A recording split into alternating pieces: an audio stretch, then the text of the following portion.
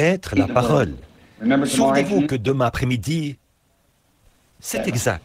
Mais vous connaissez l'endroit dont je parle. C'est à une distance d'environ 80 km. Ce soir, nous lisons dans le livre de l'Exode, dans Exode, chapitre 12, les versets 12 et 13. Je pense que ce serait bien que nous nous levions pour lire la parole, par respect pour Dieu. Exode 12, 12. Cette nuit-là, je passerai dans le pays d'Égypte, et je frapperai tous les premiers-nés du pays d'Égypte, depuis les hommes jusqu'aux animaux. Et j'exercerai des jugements contre tous les dieux de l'Égypte. Je suis l'Éternel. Le sang vous servira de signe sur la maison où vous serez. Je verrai le sang et je passerai par-dessus vous. Et il n'y aura point de plaie qui vous détruise quand je frapperai le pays d'Égypte. Courbons la tête. Dieu notre Père, nous prions ce soir que nous nous examinions pour voir si le sang est suffisamment visible. Alors que nous parlerons de ta parole, puisse le Saint-Esprit nous guider. Au nom de Jésus, Amen. Vous pouvez vous asseoir. Le passage de l'Écriture que nous avons lu ce soir nous ramène dans l'Exode. Un Exode est une sortie. Et ceci, nous en connaissons tous l'époque et le contexte. Je vais prendre comme sujet le signe.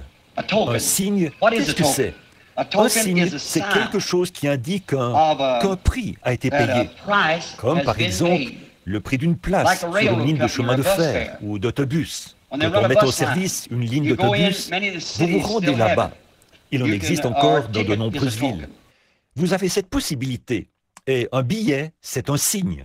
Si vous vous rendez dans une compagnie de chemin de fer ou une compagnie aérienne et que vous y achetez un billet, ce n'est pas de l'argent que vous présenterez au moment de monter à bord.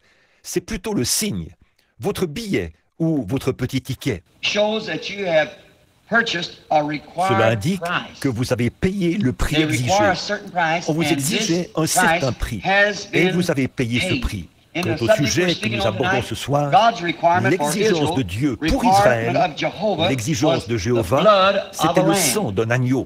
C'était là son exigence, ce qui devait servir de signe. Le signe prouvait que cette exigence avait été satisfaite, qu'on avait fait ce que Dieu avait exigé. Le signe prouve que l'exigence de la compagnie de chemin de fer a été satisfaite. Vous avez payé votre passage. Vous êtes prêt à monter à bord du train, de l'avion, de l'autobus ou quoi que ce soit. Mais vous devez avoir le signe. Vous ne pouvez pas monter à bord sans le signe. Bien des compagnies n'accepteront pas votre argent en espèces. Si vous vous présentez à l'entrée de l'avion, si vous y allez, dites « Je veux acheter mon billet ». Vous devez d'abord aller vous procurer un billet. Vous devez avoir votre billet. Tout ce que vous devez avoir en main, c'est le signe. L'argent en soi ne sera pas accepté. Vous devez avoir le signe. La vie s'était retirée du sacrifice. Et alors, le sang était le signe. Ses ordres avaient été exécutés. C'est ce qu'il en était en Égypte. Cette affreuse nuit-là, juste avant que la mort frappe, la dernière plaie lui avait manifesté ses grands signes et ses prodiges en Égypte, sa patience et sa bonté. Devant Pharaon et tout le peuple, il avait envoyé de nombreux grands signes partout dans le pays. Il leur avait envoyé un prophète. Il leur avait fait voir des signes et des prodiges, la colonne de feu et toutes les choses qu'il avait faites. Et malgré tout ce qu'il avait fait, ils ont refusé de se repentir. Ils ont refusé de venir à Dieu. Ils n'ont prêté aucune attention à tous ces signes. Ils n'ont prêté aucune attention à son prophète. Ils n'ont prêté aucune attention au message. Ils voulaient suivre leur propre voie. Alors Dieu en a eu assez d'eux. Il a dit, maintenant, je vais placer une séparation entre ceux qui croient et ceux qui ne croient pas. Je pense que nous vivons maintenant dans ce temps-là, un temps où Dieu fait un choix. Ou bien les hommes croiront, ou bien ils ne croiront pas. Et Dieu exigeait un signe. Et ce signe, c'était un agneau innocent qu'il avait pris comme substitut à la mort dans le jardin d'Éden.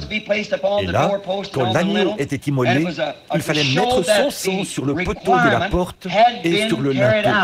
afin de montrer que l'exigence avait été satisfaite. Oh, je pense que c'est pour nous une grande leçon. Regardons cela.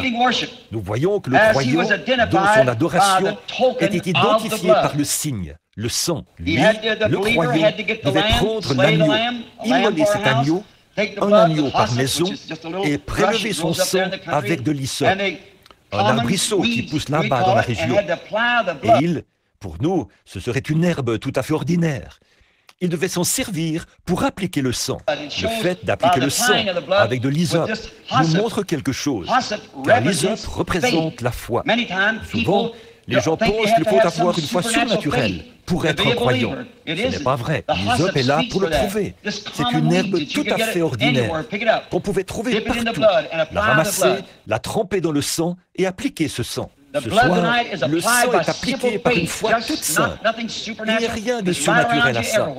Ça se trouve là, autour de vous, partout. Tout simplement, comme un enfant, allez-y, prenez-la et appliquez le sang. Pour le croyant, l'hysope, c'est une simple foi d'enfant. Ce n'est pas une chose qui est hors de votre portée. Vous n'avez pas besoin de faire un effort particulier pour l'obtenir. L'hysope, cette herbe qui pousse dans cette région-là, pousse dans la forme des murs. C'est une petite feuille qui a la forme d'un losange. On peut la ramasser partout, tout comme le gazon ou la mauvaise herbe qui se trouve dans cette région-ci maintenant. Il fallait simplement la ramasser, appliquer cela, en mettre sur la porte. C'est comme ça qu'il faut appliquer la foi. Ou plutôt, il faut prendre la foi et par la foi, appliquer le sang de Jésus-Christ à la porte de votre cœur. C'est ce qui devait séparer et faire la différence entre ceux qui allaient sortir d'Égypte et ceux qui allaient rester en Égypte et périr avec l'Égypte. C'est ce qui a fait la différence. C'est étrange comme Dieu agit toujours par des prodiges, des signaux, des signes et tout. Il l'a toujours fait. C'est sa manière de faire. Il ne change jamais sa manière de faire. Dieu ne fait rien à aucun moment sans agir de cette manière-là. La manière d'agir de Dieu au commencement, c'est sa manière d'agir à la fin.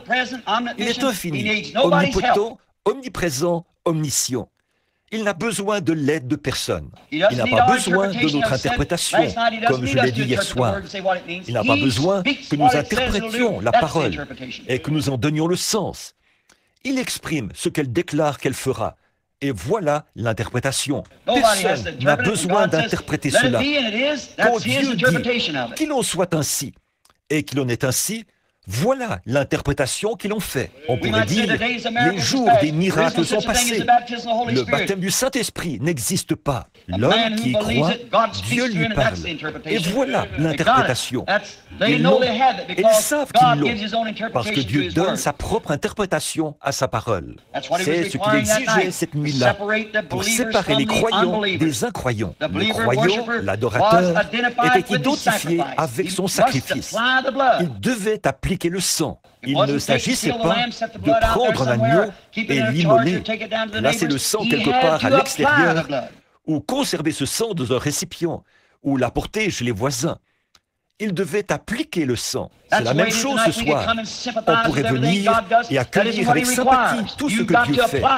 Mais ce n'est pas ce qu'il exige. Vous devez l'appliquer. Ce n'est pas suffisant tant que vous ne l'avez pas appliqué. Le sang doit être appliqué, ce qui montre que vous vous êtes identifié. L'adorateur posait sa main sur l'agneau, puis il immolait. Il s'identifiait avec son sacrifice. Nous faisons la même chose ce soir. Nous posons notre main sur notre sacrifice et nous nous identifions avec lui. Et il est la parole. C'est seulement par Christ que nous devons être identifiés. Et cela, lorsque nous sommes identifiés par la parole. Parce qu'il est la parole. Il l'a toujours été. Au commencement était la parole. La parole était avec Dieu. Et la parole était Dieu. Et la parole a été faite chair. Et elle a habité parmi nous. Le même hier, aujourd'hui et éternellement. Une certaine quantité de la parole est donnée à chaque génération. Dieu envoie quelqu'un à cette génération-là et identifie cette parole par l'interprétation de sa propre personne. Les credos et toutes ces choses ont toujours jeté l'Église dans une grande confusion. Chacun dit, eh bien, voici le chemin, et voici le chemin, et voici ce que vous devez faire. Mais Dieu fait son apparition, entre scène, et accomplit ce qu'il a dit. C'est ça l'interprétation. Elle n'a pas besoin de l'explication de qui que ce soit. La parole n'a pas besoin du pécheur, ou des organisations, ou de quelques grandes dénominations, ou de quoi que ce soit d'autre pour l'interpréter. D'un évêque, d'un archevêque, d'un pape, ou de quoi que ce soit. Ce n'est pas ça. Dieu fait l'interprétation par lui-même. Quand il a fait une promesse, il l'accomplit. Voici ce que j'ai dit vient du foi. Quand il a dit que la lumière soit et que la lumière fut, en voilà l'interprétation. Elle n'a pas besoin de plus, de quoi que ce soit d'autre qui tente de donner l'interprétation. Dieu l'interprète lui-même. Quand ce sang avait été appliqué et l'adorateur qui était identifié s'identifiait alors avec le sang, du fait qu'il l'avait appliqué à sa propre maison, au-dessus de la porte. Dès lors, l'adorateur ne pouvait ni entrer ni sortir sans être identifié par le sang, un type parfait du sang de Jésus-Christ aujourd'hui. À l'époque, le sang servait de signe d'identification. Aujourd'hui, Christ est le signe d'identification du croyant, la vie animale. À cette époque-là, la raison pour laquelle il devait appliquer les composants chimiques du sang, le prélever avec de l'hysope et le mettre sur le poteau de la porte et sur le linteau, c'est que l'animal, l'adorateur qui avait posé ses mains sur l'animal et s'était identifié avec lui, la vie qui était dans cet animal ne pouvait pas revenir sur l'adorateur, parce que l'animal n'a pas d'âme. Il ne s'améliore pas. Aujourd'hui, nous voyons que nous, les humains, bien que nous soyons déchus, dans un état déchu, nous construisons de meilleures maisons. Nous avons fabriqué, nous fabriquons de meilleures voitures. Nous prenons ce que Dieu a créé, le pervertissons et transformons cela en quelque chose qui pourrait nous aider. Cela montre que nous sommes des fils de Dieu, même dans notre état déchu. Nous avons une âme. Nous ne pouvons pas créer comme Dieu, mais nous pouvons, à partir de ce qu'il a créé, faire une création semblable à ce qu'il a déjà créé. Ça, un animal ne le fait pas. Le chien vit encore comme il a toujours vécu. L'oiseau construit toujours son nid. Et le poisson a ses zones de frais. Rien n'a changé là. Pourquoi? Parce qu'ils n'ont pas d'âme. Mais cela prouve que l'homme est à l'image de son Créateur. Donc, quand l'animal mourait, alors le sang était brisé, la cellule était brisée, et la vie se trouve dans la cellule sanguine. Et quand la cellule sanguine avait été brisée, le sang se brisait. L'adorateur devait alors prendre les composants chimiques du sang et les mettre sur la porte, pour qu'il soit visible à l'œil. En effet, la vie qui était dans l'animal ne pouvait pas revenir sur l'homme, puisque l'animal n'a pas d'âme. Alors, sa vie n'était pas compatible avec l'âme de l'homme. La vie d'un animal ne peut pas revenir sur l'être humain.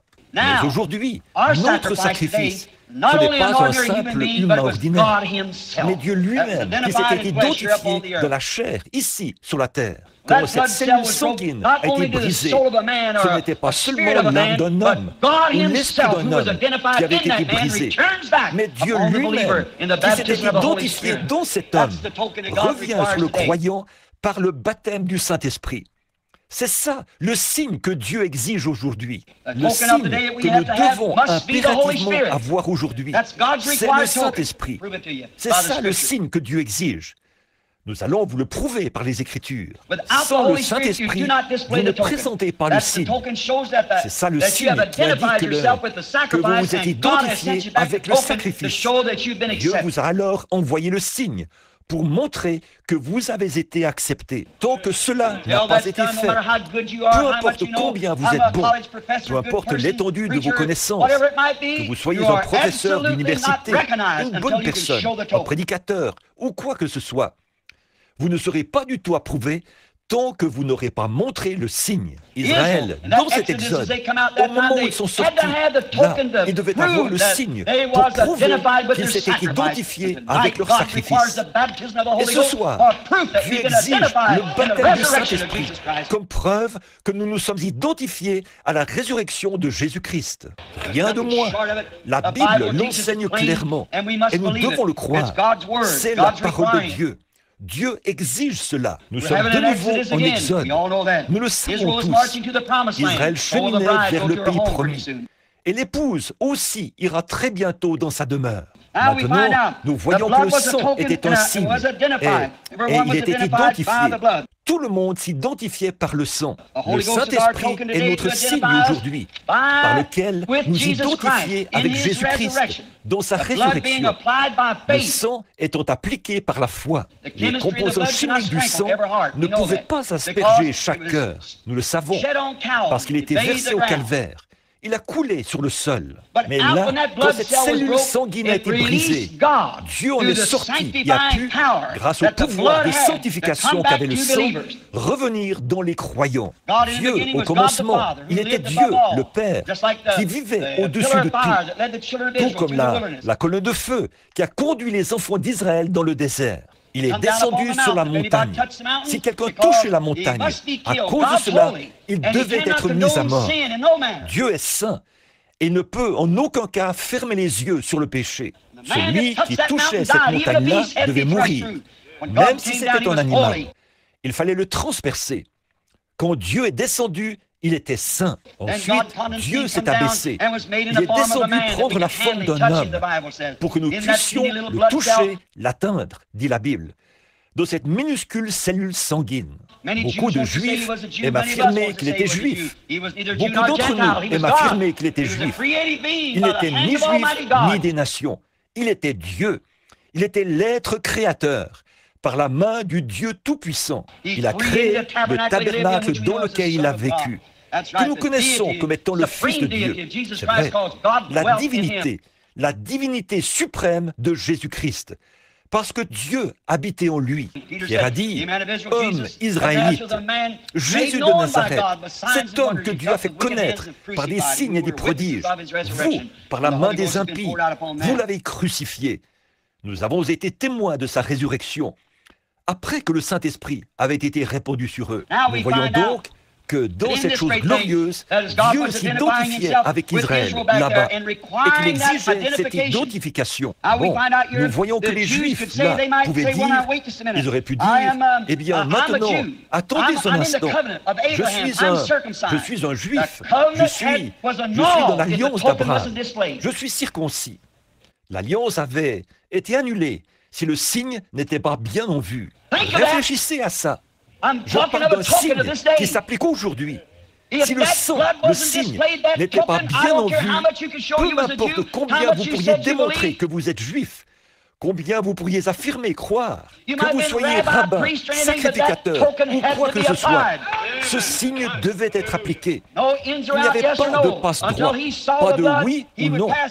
Tant qu'il voyait le sang, il passait par-dessus. Certains auraient pu dire, venez par ici, je peux prouver que j'étais circoncis le 8e jour. Le sacrificateur a ça dans ses archives. Mon nom est inscrit sur le registre là-bas. Ça n'avait rien à y voir. Le signe était le... Si le signe n'était pas appliqué, l'alliance était annulée.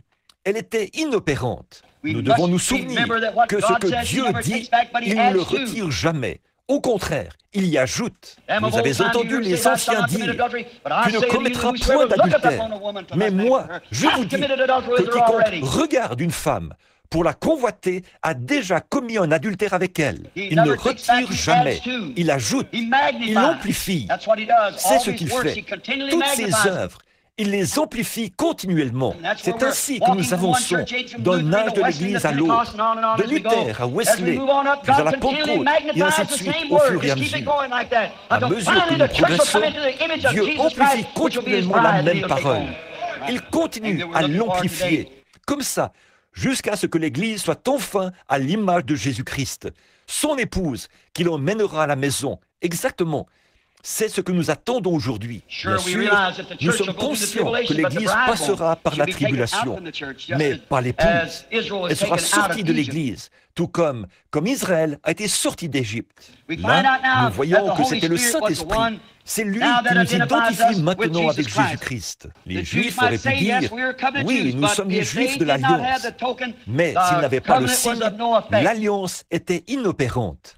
C'est la même chose maintenant. Peu importe combien nous sommes bons, peu importe, vous direz peut-être, eh bien, j'ai fait ceci, j'ai fait toutes ces choses, j'ai payé mes dîmes, j'étais membre de l'Église, j'ai fait tout ceci. Dieu exige le signe. C'est ce qui montre que vous vous êtes identifié avec votre sacrifice, celui que vous prétendez avoir, celui que vous croyez avoir. Il a dit, répandez-vous, chacun de vous, et soyez baptisés au nom de Jésus-Christ pour la rémission de vos péchés. Et vous recevrez le don du Saint-Esprit, car la promesse est pour vous, pour vos enfants et pour tous ceux qui sont au loin, en aussi grand nombre que le Seigneur notre Dieu les appellera. Quel est cet homme pécheur qui va changer cela et dire « Les jours des miracles sont passés ». Qui fera cela et dira que la parole de Dieu était fausse? Alors qu'il a dit « Quiconque invoquera le nom du Seigneur ». Car la promesse est pour vous, pour vos enfants et pour ceux qui sont au loin, en aussi grand nombre que le Seigneur notre Dieu les appellera. Il apposera le signe sur eux. C'est ce qui fait la différence entre le croyant et l'incroyant. Il y avait ceux qui avaient été scellés par le royaume de Dieu et ceux qui avaient été marqués par la marque de la bête. Et ceux qui avaient été marqués par la marque de la bête ne pouvaient pas recevoir le sceau de Dieu. La même chose est en train de se produire aujourd'hui. Et nous voyons cela devant nos yeux. Peu importe combien vous êtes bon, combien vous affirmez être un croyant, Dieu a exigé le signe. Il l'avait exigé en Égypte, il l'exige ce soir. Il l'exige ce soir.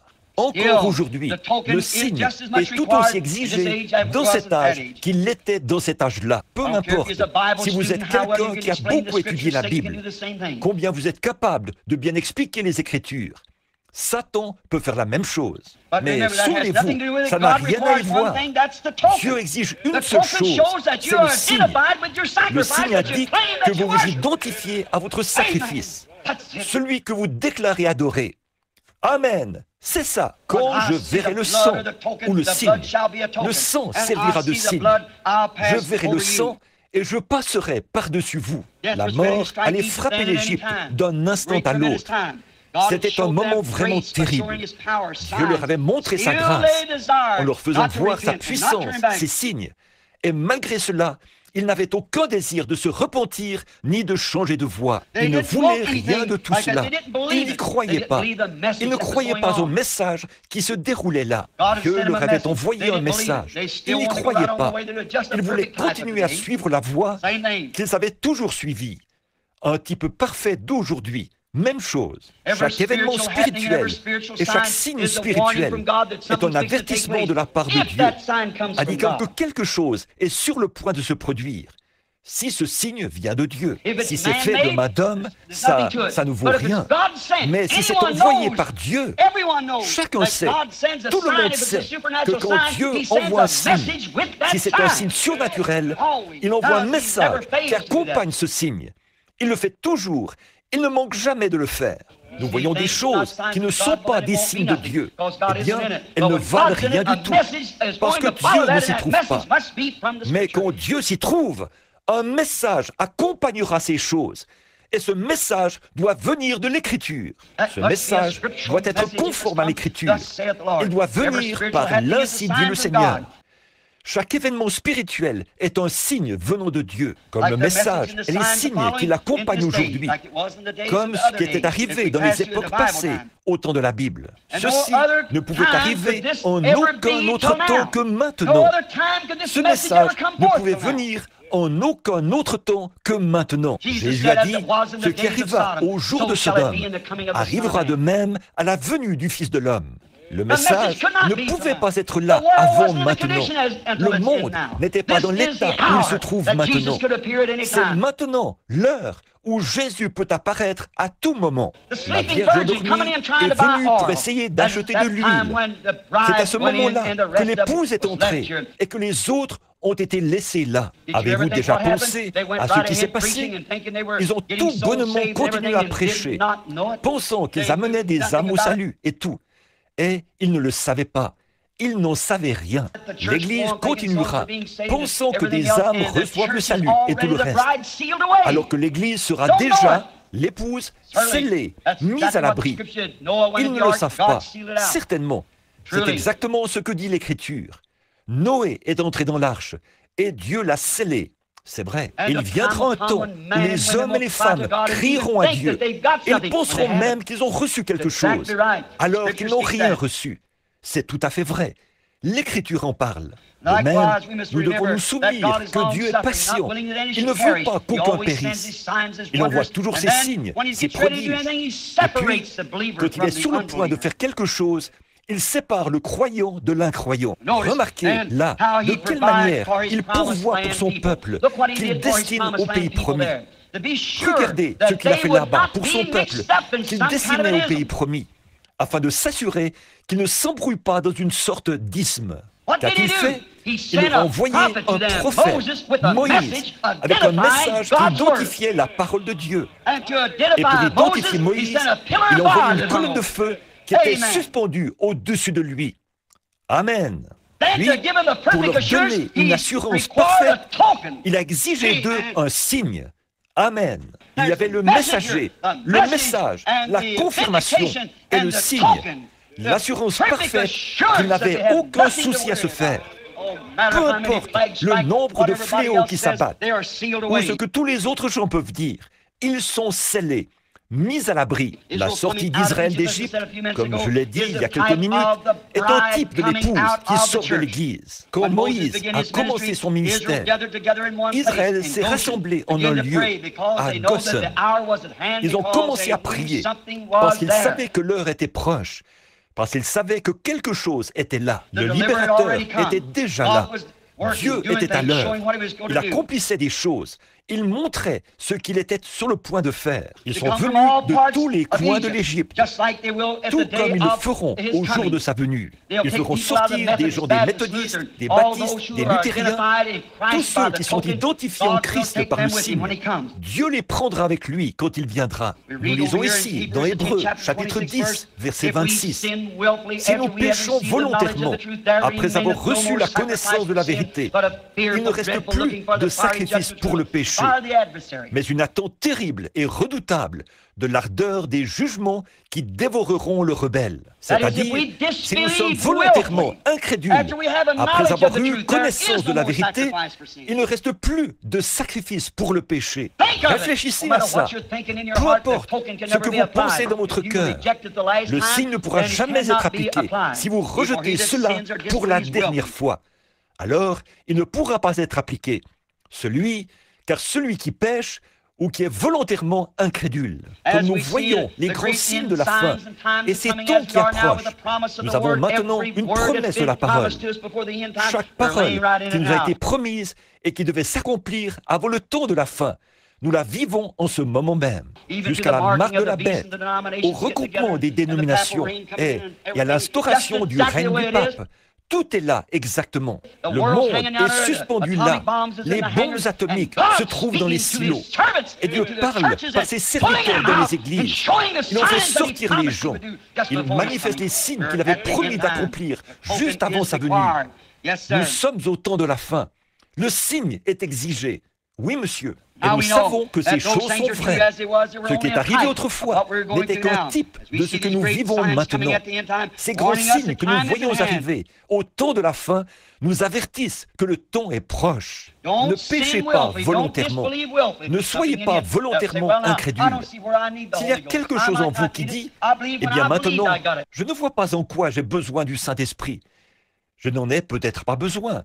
Je crois l'avoir reçu quand j'ai cru. » Paul a dit aux gens qui avaient posé cette question, il a dit, « Avez-vous reçu le Saint-Esprit depuis que vous avez cru ?»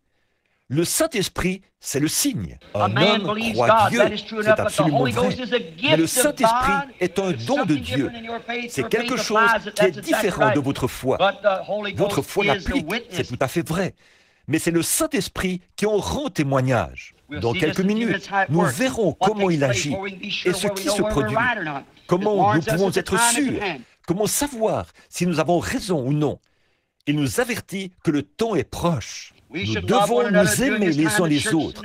En ce temps-ci, l'Église et le croyant devraient être inséparables. Les croyants doivent se séparer de toutes les choses du monde.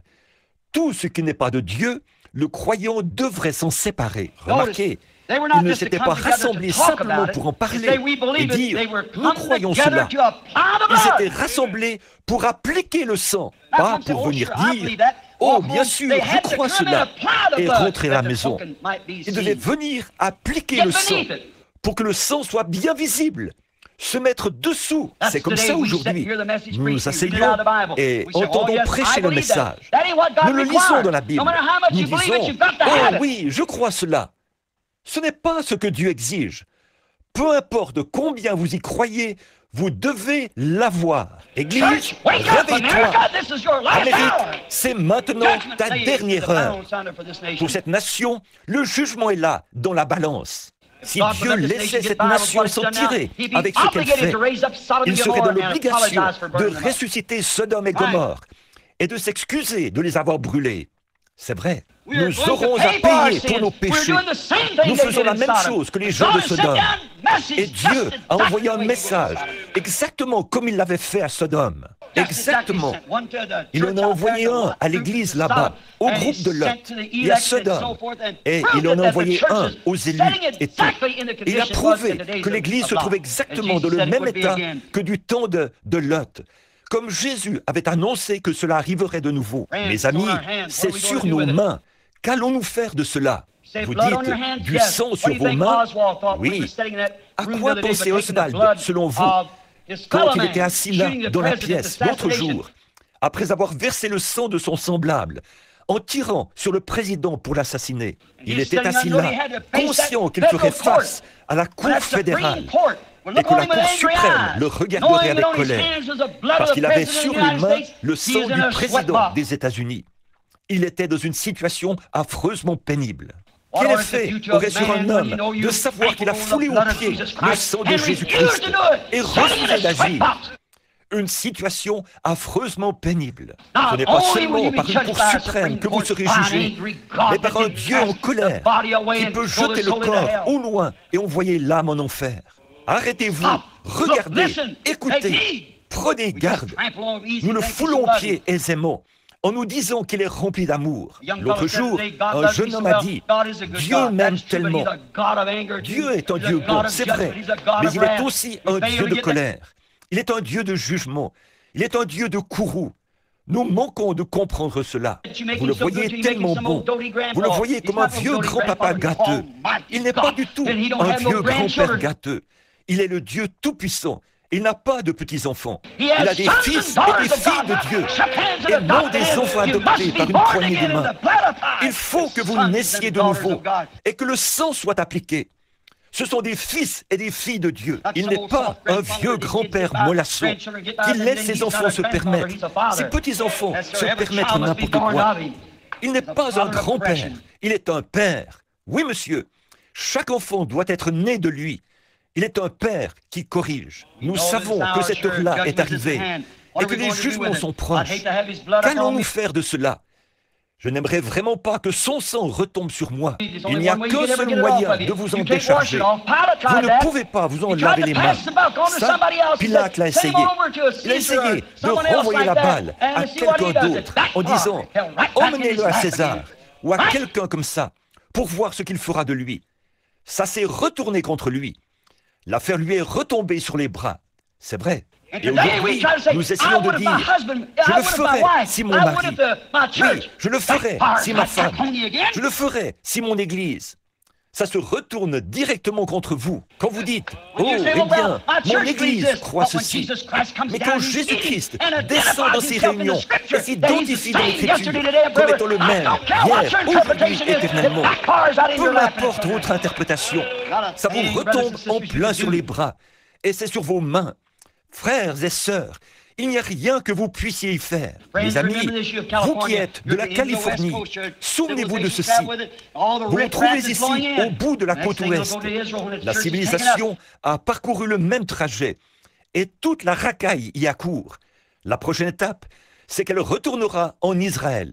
Quand l'Église aura été enlevée, considérez cet avertissement. Il n'y a qu'un seul moyen d'ôter le sang de Jésus-Christ de vos mains. C'est en le mettant dans votre cœur. Un seul moyen. Aucun autre moyen ne fonctionnera. Il a dit, quand je verrai le sang, quand il sera appliqué au bon endroit, eh bien, dites-vous, je crois au sang. Mais si on l'avait versé dans la cour arrière, si on l'avait appliqué sur le poulailler, si on l'avait versé sur le garage, non, il fallait l'appliquer à un endroit bien précis, sur le linteau, dans le cœur. C'est là que Dieu veut voir le sang aujourd'hui. Pas sur vos mains, mais sur votre cœur. C'est là que Dieu veut qu'il soit. Et le sang est sur vos mains aujourd'hui. Si vous ne l'avez pas accepté, lui, et que vous n'avez pas son sceau dans votre cœur, le sang est sur vos mains. Du fait qu'il s'est identifié à son écriture en ces derniers jours, c'est retombé en plein sur nos mains. Que pouvons-nous faire de ce Jésus qu'on appelle Christ? Qu'allons-nous faire de cela? La seule chose à faire, c'est de montrer son sang en l'appliquant sur notre cœur par le Saint-Esprit. Nous sommes responsables. Dieu n'est responsable d'aucun de nous qui n'est pas sous le sang, pas même un seul. La famille tout entière devait s'y rassembler, pas juste un membre. Vous dites, eh bien, papa est un brave homme, il est prédicateur, alors je serai sauvé. Non, monsieur, votre père et votre mère, si saints soient-ils, n'ont rien à voir avec vous. Vous êtes un individu. Je suis membre de la Sainte Église, de telle Église. L'Église n'a rien à voir avec vous. Une Église sainte, ça n'existe pas. Une personne sainte, ça n'existe pas. Ce qui existe, c'est le Saint-Esprit avec les gens. Le Saint-Esprit dans l'Église. Pas de montagne sainte, pas de lieu saint, mais un Dieu saint. Ce n'est pas vous qui êtes saint, ni moi qui suis saint. Celui qui est saint, c'est lui. Nous sommes responsables envers lui, pas envers une église. Nous sommes responsables envers Dieu et sa parole. Et Dieu est la parole. La Bible dit qu'il l'est. Nous sommes responsables envers cela, c'est-à-dire envers Jésus-Christ. Remarquez ce qu'il a fait cette fois-là. Nous voyons que la famille tout entière n'était en sûreté que quand le signe était bien en vue. Quand le signe était bien en vue, ils étaient en sûreté. Regardez dans Josué chapitre 2. Vous verrez là une prostituée croyante du nom de Rahab, une prostituée non juive de l'autre côté du fleuve. Quand ils sont arrivés dans le pays promis, que les espions sont allés explorer le pays, toute la famille de cette femme a été sauvée en étant sous le signe. Rien d'autre. Souvenez-vous-en, l'ange destructeur de Dieu a honoré ce signe. Là, les églises ont été détruites. Le maire est tombé. La ville a été détruite. Le roi a été détruit. Le gouverneur, les personnes instruites, les jolies femmes, les beaux hommes, les importants, les suffisants. Tout ce qui n'était pas sous ce signe a été détruit. Amen. Il en sera de même à la venue du Fils de Dieu. Son ange destructeur détruira tous ceux qui n'ont pas sur le signe, le baptême du Saint-Esprit, qui indique que vous vous êtes identifié à votre sacrifice, que vous êtes mort à vous-même et que vous êtes né de l'Esprit de Dieu et avez été scellé par le Saint-Esprit. Il n'y a qu'un seul Dieu. Il est le seul qui prononce la véritable parole. Et la voici. Personne ne peut en retrancher quoi que ce soit. Remarquez, Jéricho avait appris ce que Dieu était en train de faire. Jéricho avait appris cela. Vous vous rappelez ce qu'a dit la prostituée? Nous avons appris toutes les grandes choses que Dieu a faites. Je suis dans la crainte. M'épargnerez-vous si j'use de bonté envers vous? Caleb et Josué leur avaient dit quoi faire, comment appliquer ce fil cramoisi et rester en dessous. Nous ne sommes responsables de personne. Elle a dit, puis je fais rentrer mon père, puis je fais rentrer ma mère, puis je fais rentrer mes frères, mes sœurs, mes voisins. Fais entrer tous ceux que tu pourras amener à s'y réfugier. C'est la même chose aujourd'hui, mon frère. Il ne s'agit pas de dire, pouvons-nous faire entrer les méthodistes? Pouvons-nous faire entrer les baptistes? Pouvons-nous faire entrer les pentecôtistes? Tous ceux d'entre vous qui sont prêts à se placer sous cela, Dieu vous acceptera. Mais c'est cela, et uniquement cela, qui vous identifiera avec lui. Remarquez, oui, ces grandes puissances et les signes qu'il avait opérés là-bas. Si j'avais constaté cela, elle avait reconnu. Pourquoi ne pouvons-nous pas avoir aujourd'hui des femmes et des hommes aussi honnêtes que cette femme-là, quand nous voyons ce que Dieu a promis de faire et que nous le voyons le faire? Ensuite, est venu le jugement. Ils croyaient sûrement ils croyaient sûrement qu'ils étaient en sécurité derrière cette grande muraille où ils étaient.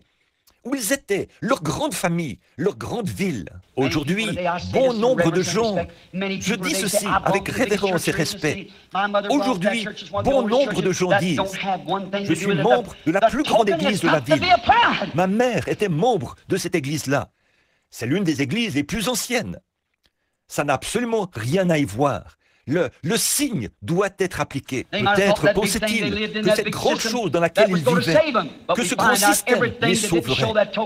Mais nous voyons que tout ce qui n'avait pas le signe a péri dans cette ville. Il en sera de même à la venue du Fils de l'homme. Il l'a dit, sans doute, que quelques passeurs de bombes, que quelqu'un comme ça s'est faufilé là, dans ce lieu, et leur a fait écouter quelques bombes, ou quelque chose de ce genre, et a trouvé les prédestinés. Elle a pris toute sa maison pour en faire une église et y a accueilli les messagers. Puis, quand ils ont rassemblé tous ceux de la ville qui voulaient s'y réfugier et croire au signe, quand elle les a tous amenés là, à l'intérieur, alors la destruction est survenue. Pendant que la colère de Dieu détruisait tout le grand système qu'ils avaient là-bas, le signe gardait sa maison en sûreté. Ce signe et rien d'autre.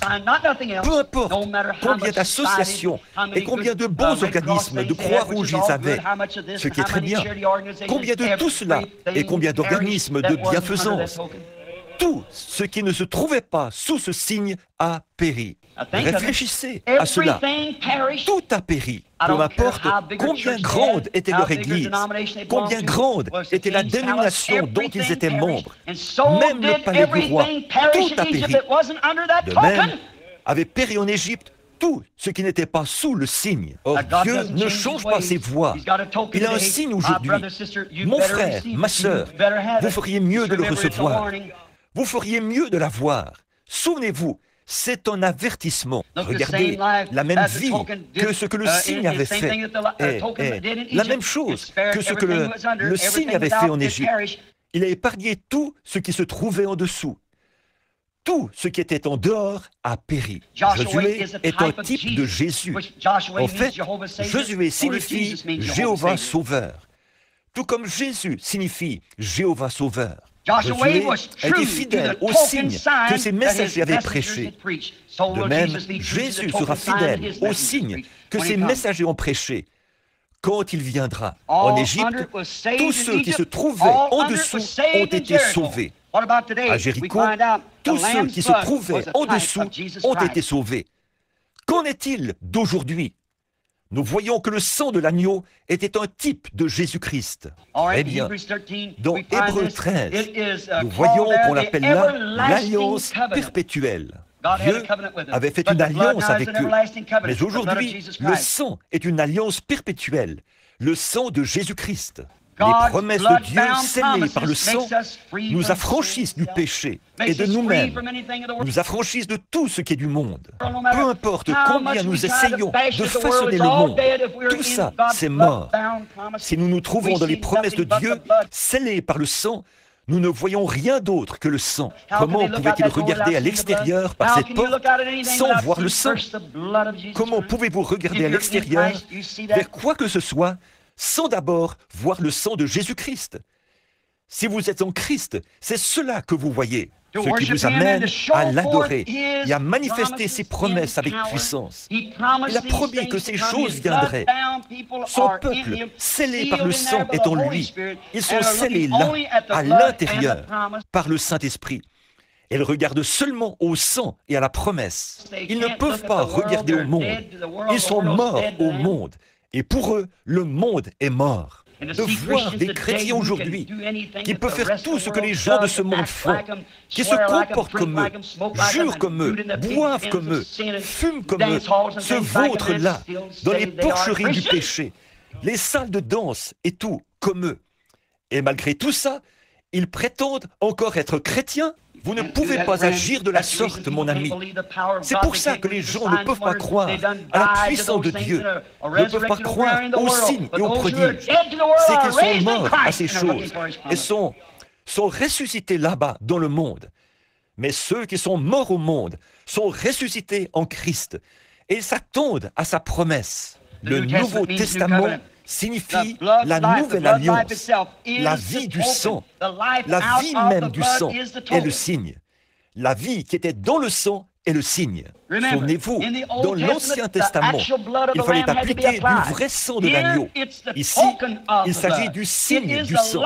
C'est la vie qui était dans le sang qui se trouve dans la personne et qui est le signe. Oh là là, le nouveau signe, c'est la nouvelle vie qui vient par Jésus-Christ.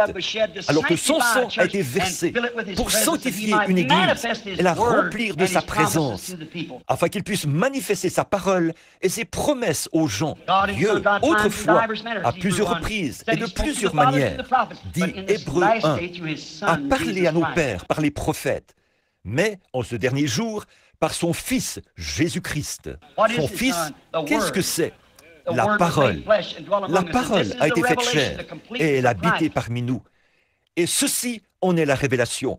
Christ dans sa totalité. Quiconque y ajoutera une seule parole, ou on retranchera une seule parole, à celui-là sera retranchée sa part du livre de vie.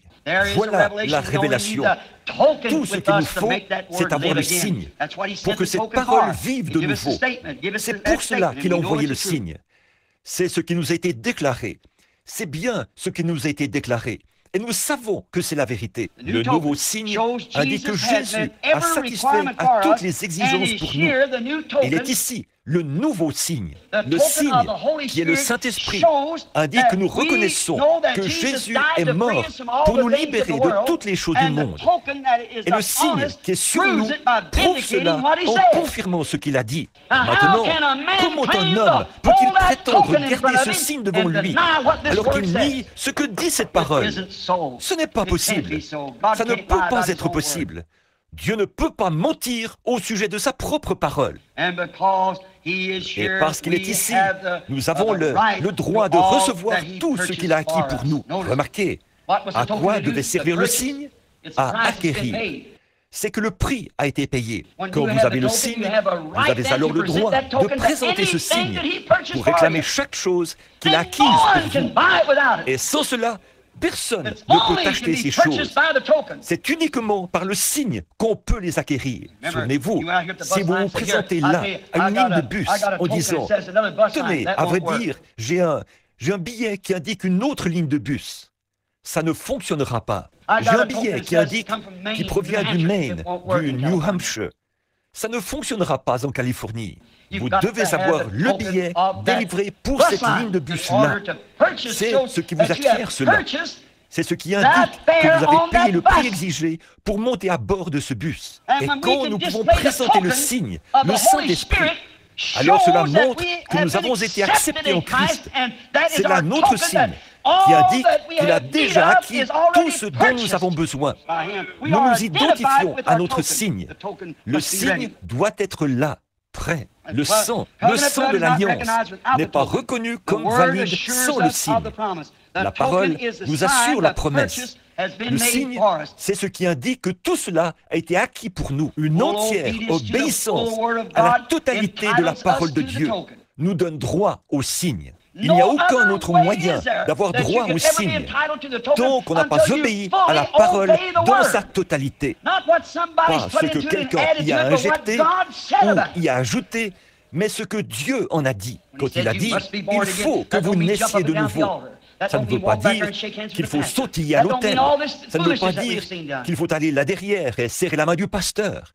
Ça ne veut pas dire toutes ces sottises que nous avons vues. Ça ne veut pas dire qu'il faut inscrire votre nom sur le registre d'une église. Ça veut dire que votre premier être doit mourir et que votre deuxième être doit vivre. Ça veut dire que le sang a été appliqué et que vous êtes identifié par la vie de Jésus-Christ. S'il est le cep et que nous sommes les sarments, la vie qui est dans le sarment vient, elle aussi, du cep.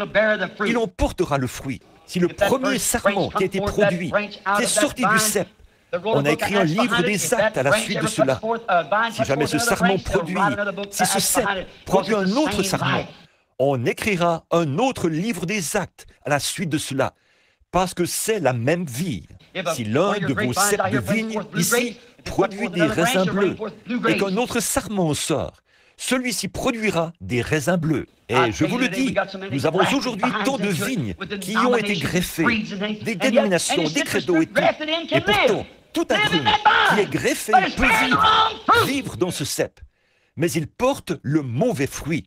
Ce qu'il nous faut aujourd'hui, c'est un autre baptême du Saint-Esprit. Et la vraie puissance de Dieu qui identifie les œuvres que Jésus-Christ a promises pour ce jour-ci.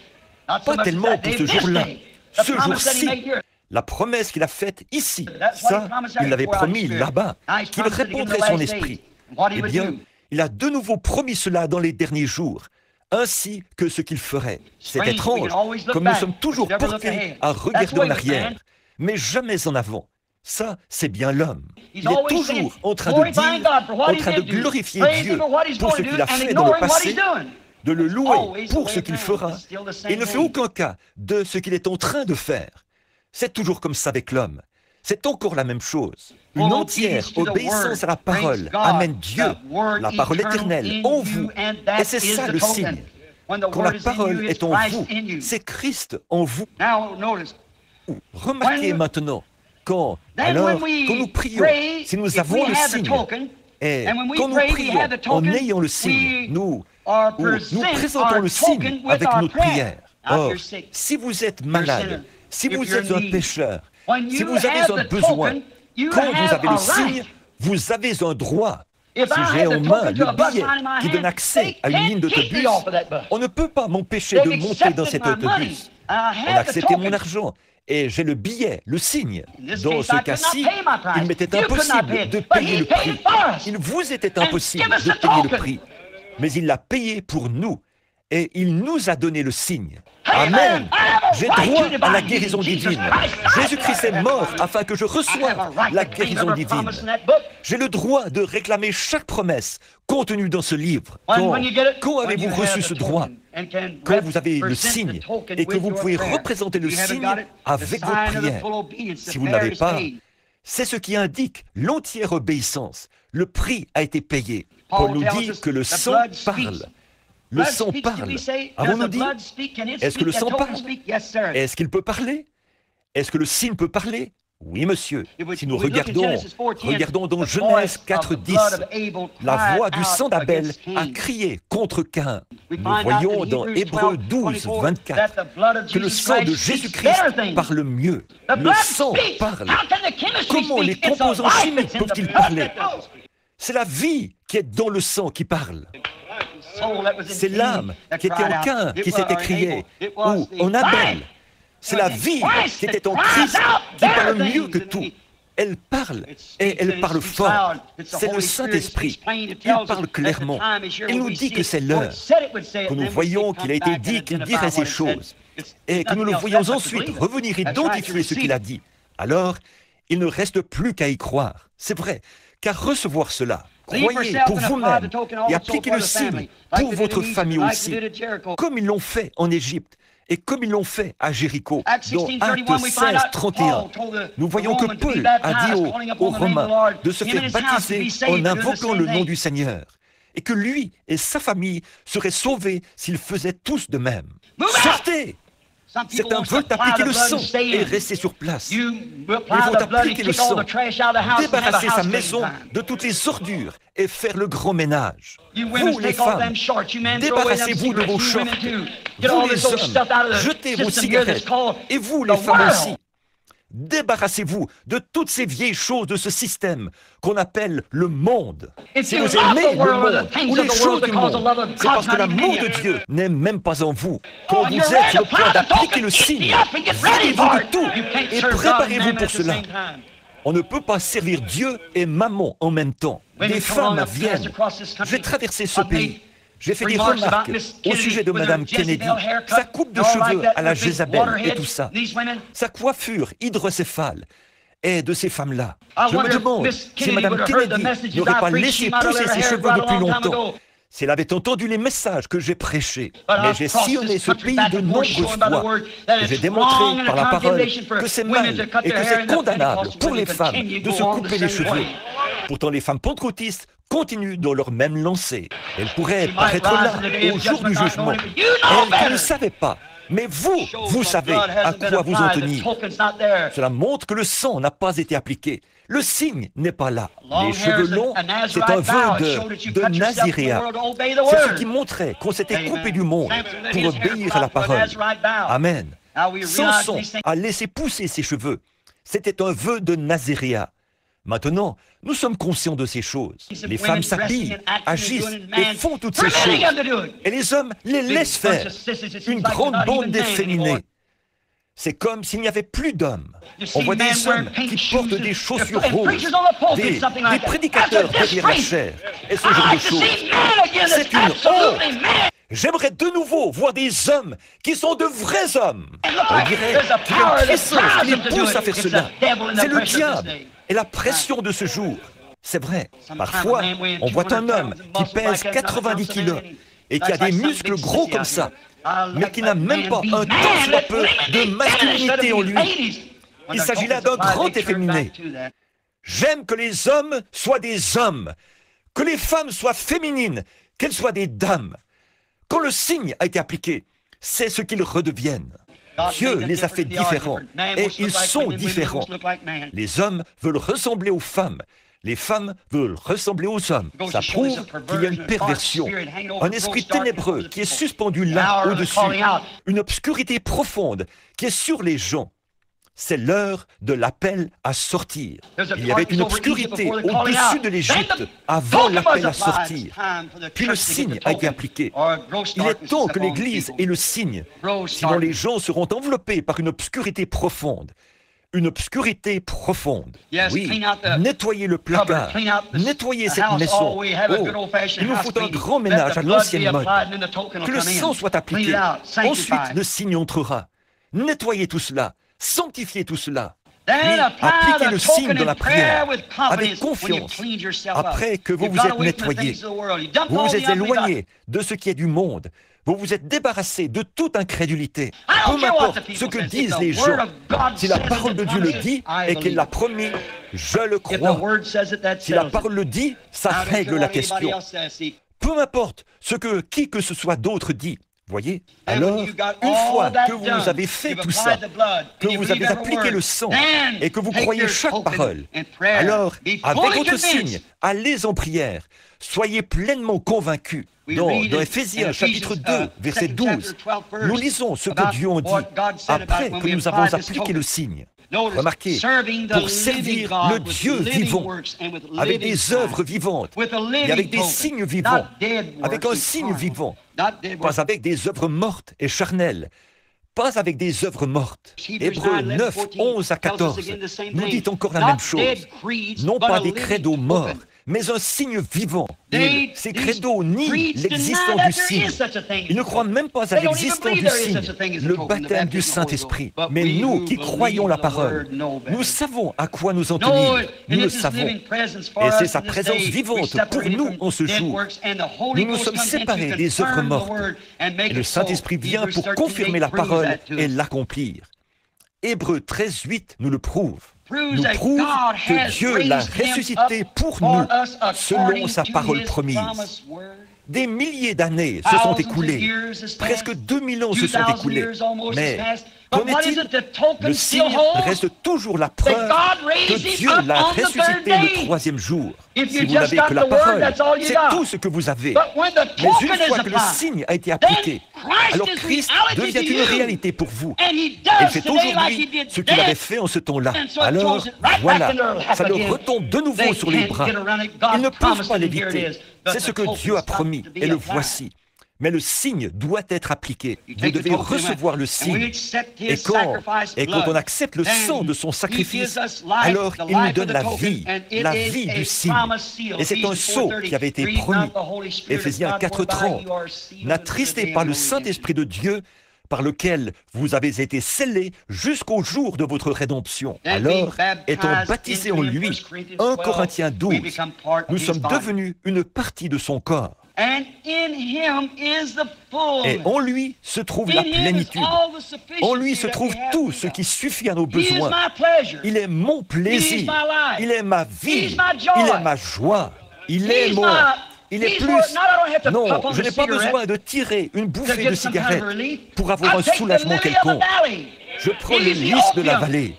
Il est l'opium. Il est ce qui me fait voguer sur les nuées. Il est ce qui me suffit entièrement. Il est mon espérance. Il est mon repos. Il est mon Dieu. Il est mon sauveur. Il est mon guérisseur. Il est tout ce dont j'ai besoin. En effet, je meurs. Nous mourons en lui. Et nous sommes baptisés en lui. Et en lui se trouve ce qui suffit entièrement. Écoutez attentivement pendant que je fais ces dernières remarques. Si Satan essaie de jeter sur vous certaines choses, comme la maladie, savez-vous ce que vous devez faire? Montrez-lui le signe, c'est tout. Je suis un produit acquis. Ma guérison a été payée. Je suis un produit de Dieu parce que j'ai le signe, le Saint-Esprit. Tu ne peux pas me tenir éloigné de ce chemin. Tu ne peux pas me priver de ma santé. Je présente le signe et je te montre comment, par ces meurtrissures, j'ai été guéri. Voici la résurrection de Jésus-Christ est en moi maintenant même, pour te le prouver. Oh, voilà la chose véritable. Voilà le signe. C'est pour ça que les gens n'y croient pas. C'est pour ça qu'il leur est difficile de voir. C'est que le signe n'a jamais été appliqué. Voyez, c'est pour ça qu'ils disent « Oh, les jours des miracles sont passés ». Vous faites ça pour aveugler les gens. Jésus a dit « Allez par tout le monde et prêchez la bonne nouvelle à toute la création. Celui qui croira et qui sera baptisé sera sauvé. Celui qui ne croira pas sera condamné. » Voici les signes qui accompagneront ceux qui auront cru. Jusqu'où? Par tout le monde, à toute la création. En mon nom, ils chasseront les démons. Ils parleront de nouvelles langues. S'ils saisissent des serpents ou boivent quelques breuvages mortels, cela ne leur fera pas de mal. S'ils imposent les mains aux malades, les malades seront guéris. Appliquez le signe, puis réclamez vos droits. Agitez-le devant Satan. Le conducteur de l'autobus dit « Hé !» L'agent de bord dit « Hé ! Vous ne pouvez pas monter à bord de cet avion. » Voilà le signe. Amen. Vous êtes trop déguenillés. Vous n'êtes pas. Vous êtes en guenilles. Vous êtes trop pauvres. Nous n'acceptons pas les gens de petite taille, de grande taille. Mais je possède le signe. Amen. Vous ne pouvez pas m'empêcher de monter à bord. Alléluia. Quand on me donne le signe, ça règle la question. J'ai le droit autant que tous les autres. J'ai le droit, tout comme Paul l'avait. J'ai le droit, le même droit que toute personne qui a déjà été baptisée du Saint-Esprit. J'ai le même droit parce que j'ai le même signe qui a dit que le même Dieu a acquis la même chose pour moi. Ce même jour-là, par la même chose. Voilà, c'est ça, le sang, le signe, non pas les composants chimiques du sang, mais le signe, le Saint-Esprit, la vie qui était dans le sang, elle revient. Que fait cette vie? Elle revient confirmer ce pourquoi le signe a été acquis. Le signe confirme ce que le sang a acheté pour vous. Le sang a acquis votre rédemption. Le signe en est la preuve. Le sang, il était blessé pour nos transgressions, brisé pour notre iniquité. Le châtiment qui nous donne la paix est tombé sur lui.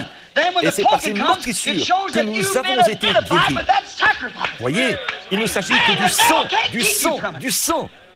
Et alors, quand vient le signe, cela indique que vous vous êtes identifié avec ce sacrifice-là. Amen. Le diable ne peut pas vous bloquer l'accès. Alors, je peux me tenir ici, sur l'estrade, et partout dans le monde, pour faire face aux démons. Et puis, la parole de Dieu l'a promis. Tant que je sais que le sang a été appliqué et que j'ai le Saint-Esprit ici, dans mon cœur, le diable ne peut rien dire contre cela. Oui, monsieur, nous suivrons les traces des apôtres. Oui, monsieur, parce que le signe a payé le prix du passage. Le signe, c'est la preuve que le passage a été payé et que nous avons accepté cela. Et pour le prouver, Dieu nous a donné le signe, ce qui indique que nous avons été acceptés. Un ministre m'a dit une fois, il a dit, « Frère Branham, Abraham crut Dieu et cela lui fut imputé à justice. » J'ai dit, « C'est vrai. » Il a dit, « Qu'est-ce qu'un homme peut faire de plus que croire ?» J'ai dit, c'est tout à fait vrai. Alors, où allez-vous chercher ce Saint-Esprit en dehors de la foi? J'ai dit, mais il lui a donné le sceau de la circoncision comme confirmation de sa foi. Amen. Et s'il ne vous a pas encore donné le baptême du Saint-Esprit, alors il n'a pas confirmé la foi que vous prétendez avoir. Mais le signe en est la confirmation. Je déclare, j'ai de l'argent, j'ai payé mon passage là-bas au bureau. Mais vous devez présenter le signe. C'est vrai. Quand je présente le signe, ça me donne un droit. Et quand je peux présenter le signe, qui est le Saint-Esprit, c'est ce qui donne droit à tout ce que Jésus-Christ a acquis par sa mort. C'est le signe. Soyez attentifs pendant un instant. Là, nous terminons. Tenez le signe au-dessus de votre foi inébranlable dans la parole promise. Je crois que Jésus a dit, « Demandez ce que vous voudrez au Père en mon nom, et je le ferai. » Tenez votre signe au-dessus de cette parole promise et avancez tout droit vers cela. Je suis l'Éternel qui guérit toutes tes maladies. Il a été blessé pour mes transgressions. Et c'est par ces meurtrissures que j'ai été guéri. Je prends mon signe, le Saint-Esprit qui est en moi. Je me tiens au-dessus de ma prière et je dis, Seigneur Dieu, tu as fait cette promesse. Quand je verrai le signe, je vous récompenserai. J'ai promis de le faire. Il ne peut rien faire d'autre. Il regarde à travers le sang de son propre Fils. Le signe est là, appliqué. Il doit agir. Parce qu'il l'a promis. L'ange de la mort, le destructeur, ne pouvait pas entrer dans une maison et en retirer une seule personne. Il ne pouvait pas le faire, parce que là se trouvait le sang de l'agneau, l'exigence de Jéhovah. Et son exigence aujourd'hui, c'est le sang de son propre Fils, Jésus-Christ, et le signe qui est le Saint-Esprit. Nous ne l'avons pas reçu. Nous sommes peut-être baptistes, presbytériens, luthériens, pentecôtistes, quoi que nous soyons. Peut-être nous jubilons, poussons des cris. Nous sommes peut-être, tellement instruits. Ça n'a absolument rien à y voir. Il faut que vous présentiez le signe. Et vous êtes alors un candidat pour la résurrection. Parce que la puissance de résurrection est déjà en vous. Le signe, c'est la puissance de résurrection qui montre que Jésus est ressuscité des morts. Et vous êtes ressuscité des morts, des choses mortes de l'incrédulité. Et vous avez été rendus vivants dans la parole de Jésus-Christ. Vous y croyez, et la parole vit à travers vous. Si vous demeurez en moi, et que ma parole demeure en vous, demandez ce que vous voudrez. Jean 14, 12. Celui qui croit en moi fera, lui aussi, les œuvres que je fais. Il en fera de plus grandes, parce que je m'en vais au Père. Encore un peu de temps et le monde ne me verra plus, mais vous me verrez, car je serai avec vous et même en vous. Comment l'a-t-il fait? Ce n'est pas par le corps. Le corps est assis à la droite de la majesté divine, mais c'est par le signe qui indique que vous l'avez reçu, lui, et il vous l'a donné en retour. Alors prenez ce signe et réclamez tout ce que vous voudrez. Dieu l'a promis. J'ai toujours dit que j'ai rencontré deux catégories de personnes. Les fondamentalistes et les pentecôtistes. Les fondamentalistes, pour connaître leur position, étudient les Écritures et cherchent à les comprendre. Ils disent, eh bien, nous sommes des fils de Dieu. Ils croient cela, oui monsieur, mais ils n'ont pas de foi. Alors que les pentecôtistes, eux, ils ont beaucoup de foi, mais ils ne savent pas qu'ils sont des fils de Dieu. C'est comme un homme qui a de l'argent à la banque, mais qui ne peut pas écrire de chèque, alors que l'autre peut écrire un chèque, mais il n'a pas d'argent à la banque. Si seulement on pouvait arriver à réunir ces éléments, de sorte que les hommes et les femmes puissent se rendre compte, vous qui avez été véritablement baptisés dans le Saint-Esprit et qui pouvez présenter le signe, vous avez droit à toutes les bénédictions rattachées à la rédemption que Dieu a promises. Tout ce qu'il a promis est à vous. Tenez votre signe au-dessus de votre foi inébranlable, quand vous priez, et au-dessus de sa parole. La foi dans sa parole. Une fois, Dieu a donné aux gens un signe, et ce signe, c'était un arc-en-ciel. Regardez, écoutez attentivement, nous terminons. Dieu est toujours resté fidèle à ce signe. Jadis, à l'époque de Noé, à la destruction du monde antédiluvien, Dieu a donné à cette nation, ou plutôt au monde, un arc-en-ciel pour signe. Et Dieu a toujours fait voir son signe, tout au long des milliers d'années qui se sont écoulées. Il ne manque jamais de le faire, parce qu'il veille sur ces signes. Pendant tous ces milliers d'années, il nous l'a présenté pour nous montrer qu'il ne manque jamais d'honorer le signe. Il ne manque jamais de l'honorer. Il s'attend maintenant à ce que nous déployions le signe au-dessus de notre foi, devant le groupe de Satan, les incroyants, les sectes, Et tous ceux qui ne croient pas, que nous croyons ce qu'il a dit au sujet de ses promesses, que Jésus-Christ est ressuscité des morts et qu'il montre qu'il est vivant. C'est cela l'insigne, le signe qui vous identifie, parce que c'est la vie même de Christ en vous qui identifie la parole. C'est tout ce qu'il faut. C'est cela le signe.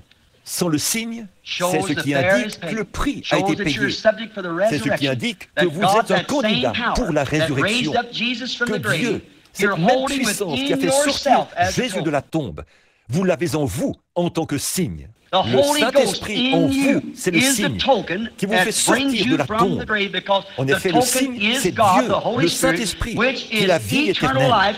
Ça vient du mot grec « zoé », qui signifie la vie de Dieu lui-même en vous.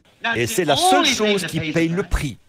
Si ce signe n'est pas en vous, comment ressusciterez-vous, mon frère, ma sœur, ce soir, en toute sincérité devant Dieu et devant sa parole, devant les uns, les autres et devant le temps dans lequel nous vivons maintenant? Si vous êtes dépourvu du signe, si vous n'avez pas le signe, peut-être que certains d'entre vous n'y croient même pas, mais il est là. Le signe est là depuis la mort de Christ. Pourquoi ne pas vous identifier ce soir, mourir à votre propre pensée et laisser les pensées qui sont en lui être en vous? Que la méditation de mon cœur te soit agréable, ô Éternel, que ta parole, si vous demeurez en moi et que ma parole demeure en vous, c'est lui. Alors demandez ce que vous voudrez et cela vous sera accordé. Ne croyez-vous pas cela? Courbons la tête un instant. Combien parmi vous reconnaissent par la manière dont vous vivez qu'en réalité, ce signe n'a pas été appliqué en vous? Vous savez qu'il n'est pas là. Vous y croyez absolument, mais vous ne l'avez pas. Vous savez que vous ne l'avez pas. Voulez-vous simplement lever la main comme pour dire « Priez pour moi, frère Branham ». Que toutes les têtes soient inclinées. Que Dieu vous bénisse. Je ne l'ai pas. Je ne l'ai pas, frère Branham. J'ai essayé de l'accepter. J'y crois, mais en réalité, il n'a pas encore été appliqué en moi. Je regarde dans le miroir. Je vois bien que je n'y suis pas encore. Je considère la manière dont je me sens, ce qui est dans mon âme. Je suis rempli d'agressivité, de colère. Je suis jaloux. J'ai tout ça. Oh là là, de quoi attrister le Saint-Esprit et l'éloigner de vous sur le champ. Voyez, et je vous assure que oui, je vois la parole et je vois qu'elle est confirmée. Mais j'ai un groupe de gens que je fréquente dans mon église, dans mon association, mes parties de cartes ou quelque chose. Je n'arrive pas à les quitter. Ça montre que vous n'avez pas le signe. Si vous aimez le monde ou les choses du monde, l'amour de Dieu n'est pas là.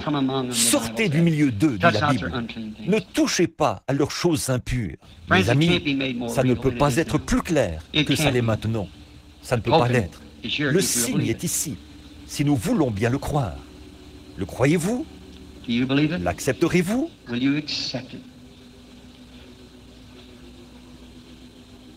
Très bien. Seigneur Jésus, ils sont entre tes mains maintenant. Juste le signe. Le signe, Jésus n'est pas mort. Le signe, Jésus est ressuscité des morts. Il est ici ce soir. Il est le signe de sa résurrection. Il est lui-même la parole. Il est ici pour confirmer tout ce qu'il a dit. Il est ici pour confirmer toutes les promesses qu'il a faites. Si seulement les gens pouvaient voir cela une seule fois, Seigneur. Que ce n'est pas quelque chose qu'on peut présumer. C'est quelque chose qu'on doit savoir, Seigneur. Il n'y a pas de deuxième chance. On ne peut pas revenir en arrière et essayer de nouveau. Il faut le faire maintenant même. Je prie en Dieu que chaque personne le reçoive, lui, ce soir, et que le signe de son sang soit appliqué sur chaque cœur. Et qu'il se produise alors un réveil dans cette région, un grand réveil. Père, nous remettons cela entre tes mains, au nom de Jésus-Christ. Amen. Pendant que nous sommes en prière, là, que tout le monde reste bien tranquille, que personne ne se déplace maintenant, pendant un instant. Croyez-vous que c'est la vérité, que le signe doit être mis bien en vue?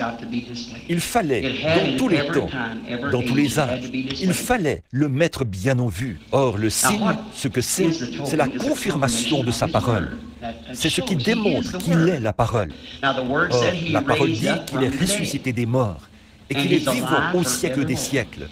Il vit dans son peuple, le même hier, aujourd'hui et éternellement. Voyez-vous cela? Si vous croyez cela, alors vous avez un droit. Si vous avez ce signe, le Saint-Esprit en vous, vous avez droit à tout ce que sa mort a acquis pour vous.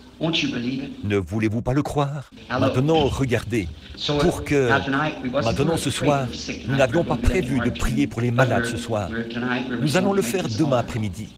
Mais nous, ce soir, nous avions prévu de faire cet appel à l'autel. Écoutez, mes amis, si jamais vous avez été guéris et que vous vivez assez longtemps, vous retomberez malade. Mais une fois que vous avez reçu ce signe, vous l'avez pour toujours. N'attristez pas le Saint-Esprit de Dieu, par lequel vous avez été scellés jusqu'au jour de votre rédemption, pas jusqu'au prochain réveil. Vous n'étiez pas vraiment scellés, vous étiez sous le coup de l'émotion, mais vous êtes mort. Et votre vie est cachée en Dieu avec Christ. Et vous êtes scellés par le Saint-Esprit. Une fois que vous avez été baptisés dans le Saint-Esprit. Or, vous pouvez rétrograder, c'est vrai. Mais vous ne pouvez pas vous détacher de ce sceau. Vous êtes scellés en lui. Maintenant, si vous n'avez pas ce sceau, soyons vraiment sincères. On a préparé un endroit ici. Et c'est pour tout le monde. Nous pourrons recevoir le Saint-Esprit. Et s'il guérit les malades, pourquoi donc a-t-il mis dans mon cœur de faire ceci? Maintenant, ce même Jésus qui a été ressuscité des morts, il est ici même en ce moment. Maintenant, écoutez, la parole ne peut pas dire une chose et signifier autre chose. Il a dit, là où 2 ou 3 sont assemblés en mon nom, je suis là au milieu d'eux.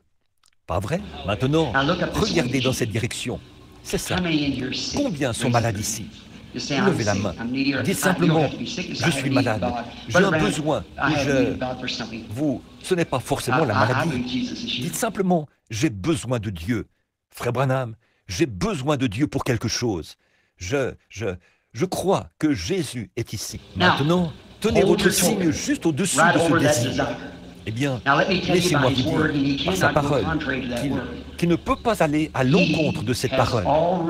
Il a déjà acquis ce que vous désirez, si c'est selon sa volonté. Et sa volonté, c'est de vous guérir. Sa volonté, c'est de vous donner ce que vous désirez. Il ne refuse aucun bien à ceux qui marchent dans l'intégrité devant lui, en présentant ce signe. Maintenant, vous m'êtes inconnus. Mais un instant, pour que vous puissiez voir. Maintenant, les ministres sont assis derrière moi. Il y a des gens partout. Il y a ici la foi et l'incrédulité. C'est toujours ainsi. On peut sentir la présence de ces choses, mais il y a l'onction du Saint-Esprit. Et ce Saint-Esprit, c'est le signe. Il est le signe. Bon, vous n'avez pas à faire cela. Tout le monde n'était pas Moïse. Il y avait un seul Moïse, mais le peuple le suivait. Maintenant, croyez simplement ceci. Il est vivant aujourd'hui. Il est ici pour rendre témoignage. Maintenant, chacun de vous qui avez quelque chose qui vous tient à cœur, priez. Maintenant, s'il était ici, vous diriez, « Seigneur Jésus, voudrais-tu me guérir ?»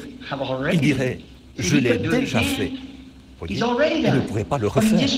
Il l'a déjà fait.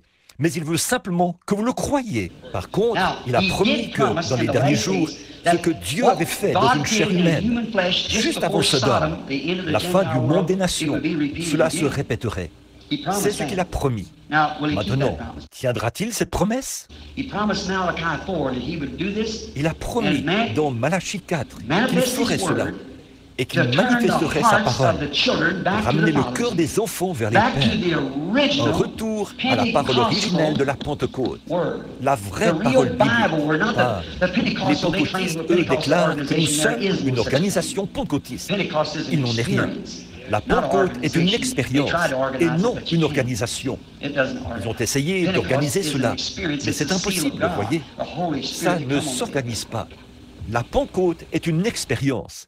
C'est le sceau de Dieu, le Saint-Esprit qui est venu le jour de la Pentecôte. Maintenant, croyez, regardez par ici, et croyez que je vous ai dit la vérité. Et s'il se manifeste, je ne sais pas s'il le fera ou non. Mais s'il le fait, cela indiquera que le signe dont je parle, que le sang a été appliqué et que le signe est ici pour démontrer que ce sang est tout à fait adéquat, que Jésus-Christ est bien ressuscité des morts. Croyez-vous cela? Eh bien, là, comment est-ce que ça pourrait être plus clair? Voyez, Croyez-le, tout simplement. Mes frères, mes sœurs, mes amis, au nom de Jésus-Christ, croyez cela, dont l'intérêt de votre âme et dont l'intérêt d'autres personnes. Vous n'aurez plus jamais une autre occasion. Si Dieu m'avait parlé avant la fondation du monde, quand j'étais en lui sous la forme d'une pensée, et vous aussi, s'il avait dit « Dans quel âge voudrais-tu vivre ?» Je lui aurais dit que ce serait en ce temps-ci. Le temps le plus glorieux qui soit, c'est maintenant. Croyez, d'accord? Maintenant, afin que vous sachiez que Jésus-Christ vit. Maintenant, simplement, dans votre cœur, priez et dites, « Seigneur, tu es un souverain sacrificateur qui peut compatir à nos faiblesses. Et je crois que tu es le signe. Maintenant, parle-moi, afin que je sois guéri. Que quelqu'un, avancez par rangée, comme vous pouvez voir là, pour que je ne vous fasse pas faire des va-et-vient. Venez par ici. Vous remarquez, des fois, voyez, une vision, quand on voit une vision, elle doit aussi être interprétée. Elle doit être transposée. Alors parfois, quand il y a des centaines de gens qui tirent, on peut... Et là, il faut désigner cela. Maintenant, que tout le monde soit vraiment respectueux pendant quelques minutes. Alors, ce sera la preuve. Si un homme dit quelque chose et que Dieu ne confirme pas ce qu'il dit, eh bien, alors, ça ne peut pas être Dieu. Mais si Dieu confirme ce qu'il dit, alors adressez-vous à lui à ce sujet. Puisse cela se produire pour la gloire de Dieu, comme je me tiens ici pour attester que cette parole est la vérité. Il y a un homme assis juste là. Si vous... J'aimerais que vous soyez capable de voir dans cette dimension, de voir cette lumière. Maintenant, en ce moment, voyez-vous, quelque chose s'est produit. Il vient de mettre de côté. C'est comme si la partie humaine a été mise de côté. C'est un don. Et quand cela arrive, alors c'est un autre monde. Il y a un homme assis là, il prie. Et ce qui ne va pas chez lui, c'est qu'il a subi une opération, ou quelque chose comme ça, à l'intestin. Et ça fait déjà quelque temps, mais ça ne va pas bien. J'espère qu'il ne va pas le manquer. Mais Dieu va m'aider. Je vais citer son nom. Monsieur Price, croyez. Je ne vous connais pas, monsieur. Je vous suis inconnu. Si c'est exact, levez-vous. Si c'est exact et que vous savez, est-ce vrai? Oui, monsieur. Maintenant, ne voyez-vous pas? Qu'est-ce que c'est? C'est le signe qui identifie que Jésus-Christ est ressuscité des morts et qu'il est le même hier, aujourd'hui et éternellement. Il agit dans la chair humaine, comme il l'avait fait là-bas, devant Abraham, l'Église élue, avant Sodome. Et Jésus a dit, cela arrivera de nouveau à la venue du Fils de l'homme. Tenez, voici un autre homme assis ici, le regard fixé sur moi, un vrai contact. Cet homme souffre de maux d'estomac et de maux de dos. Il s'appelle M. Flanagan. Je ne vous connais pas, mais c'est vrai. Celle qui est assise à côté de vous, c'est votre femme. Elle souffre, elle aussi. Croyez-vous que Dieu est capable de me révéler quelque chose maintenant, par votre bon contact de la foi? Votre femme a un problème de dos et elle a un problème gynécologique dans l'utérus. Ça, c'est ainsi dit le Seigneur. Maintenant, qu'est-ce que c'est? Qui fait cela? La Bible dit qu'il est un souverain sacrificateur qui peut compatir à nos faiblesses. La Bible dit que la parole de Dieu est plus tranchante qu'une épée à deux tranchants quand elle est prêchée. Elle tranche sans prêter attention à une célébrité, à une dénomination, ni à quoi que ce soit. Mais aussi, elle s'identifie comme étant quoi? Celle qui discerne les pensées du cœur. Est-ce vrai? C'est l'exacte vérité. Si seulement vous pouviez croire cela, croyez-le de tout votre cœur. Just believe it with all your heart.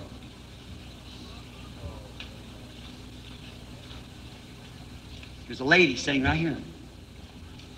She's got tumors. Il y a une dame assise juste ici. Elle a des tumeurs. Elle n'est pas d'ici. Elle est de Sacramento. Elle s'appelle Madame Bradley. Levez-vous si c'est vrai, madame. Et si nous ne nous connaissons pas, levez la main si c'est vrai. Est-ce vrai? Je crois réellement qu'elles sont parties. Maintenant, ça, c'était juste une femme assise là. Voilà une femme assise là-bas, au fond. Elle porte un chapeau, un genre de chapeau brun. Ce chapeau a des plumes. Elle est en train d'enlever ses lunettes. Elle est assise là à prier. Elle priait pour que quelque chose se produise. Qu'est-ce qui a poussé cette femme à le faire? Elle vient d'être guérie d'un problème cardiaque. Elle prie pour son frère. Lui aussi souffre d'un problème cardiaque. Elle a un beau-frère qui n'est pas sauvé. Elle est en train de prier pour son salut. Ça, c'est ainsi dit le Seigneur. Madame, si c'est vrai, levez-vous pour que les gens le sachent. Elle était assise juste là, à dire ces choses, à prier pour ces gens-là. Madame, si c'est vrai, faites signe de la main pour que les gens voient. Comment et je peux lui dire pourquoi elle était en train de prier alors que je suis ici, sur l'estrade? Voici un homme qui est assis juste ici. Il souffre de douleur au genou. Il est en train de prier pour un ami qui est handicapé. En fait, il n'est pas d'ici. Il est de Santa Maria, d'un endroit qu'on appelle Santa Maria. Et son nom, les gens l'appellent Tony.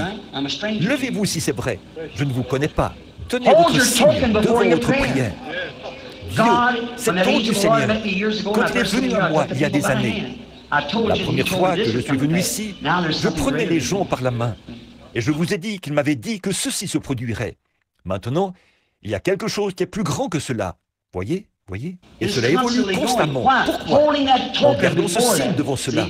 Voyez-vous, le Saint-Esprit lui-même, il est vivant.